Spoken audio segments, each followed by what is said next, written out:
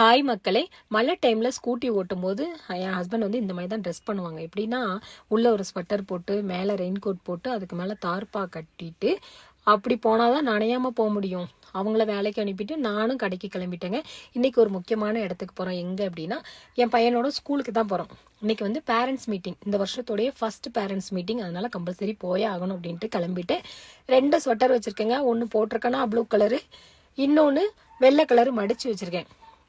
சரி, கடைக்கு போயிட்டு எனக்குள்ள சாப்பாடு பாத்திரத்தெல்லாம் கொண்டு போய் அங்கே வச்சுட்டு அதுக்கப்புறமா வர வண்டியில் போகலாம் அப்படின்னு. ஏன்னா காலையில் சீனு பஸ்ஸை விட்டுட்டேன், அது 8:45 வந்துடும். அதனால் அதை விட்டுட்டேன்னா அப்புறம் போகிற வழியில் ஏன்னா கண்டிப்பாக ஏதாவது வண்டி இருக்கும், அதில் போயிடலாம் அப்படின்னு சொல்லிட்டு பையன் நடக்க ஆரம்பிச்சிட்டேன். நம்ம எஸ்டேட்டில் உள்ள பெண்கள் அங்கே தான் கொழுந்து எடுத்துகிட்டு இருந்தாங்க. சரி, நேற்றுக்கு தான் ஒருத்தங்க கேட்டாங்க கொழுந்து எடுக்கிற வீடியோ போடுங்க அப்படின்னு சொல்லிட்டு. அப்போ அவங்களுக்கு வந்து இந்த டீ டைம், கம்பெனிலேருந்து அங்கே வேலை செய்கிறவங்களுக்கு 10 மணிக்கெல்லாம் பிளாக் டீ கொடுப்பாங்க.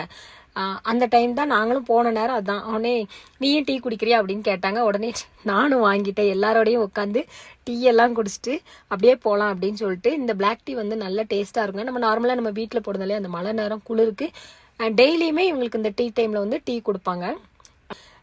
இப்போ எல்லாருமே டீ குடிச்சிட்டு கொழுந்து வெட்டுறதுக்கு வந்து கிளம்பிட்டாங்கங்க.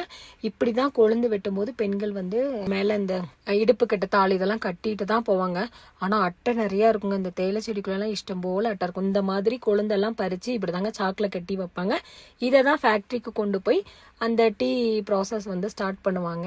நாம் குடிக்கக்கூடிய ஒரு கப் டீக்கு பின்னாடி எத்தனை பேருடைய கடின உழைப்பு இருக்குது அப்படிங்கிறத நீங்கள் இவங்களை பார்த்தாலே தெரியும். இந்த அட்டைக்கடியிலலாம் இந்த வேலை செய்கிறது ரொம்பவே கஷ்டங்க. ஸோ அவங்கள்ட்ட பேசிட்டு அவங்களும் அவங்க டியூட்டியை கண்டினியூ பண்ண ஆரம்பிச்சிட்டாங்களா. நானும் பையன் நடக்க ஆரம்பிச்சிட்டேன். இதுக்கப்புறம் கடைக்கு போயிட்டு ஸ்வெட்டரை மட்டும் மாற்றிட்டு அப்படியே கிளம்பிட வேண்டியதான். ஸோ அடுத்த வீடியோவில் ஸ்கூலை வந்து உங்களுக்கு காமிக்கிறேன். தேங்க்யூ.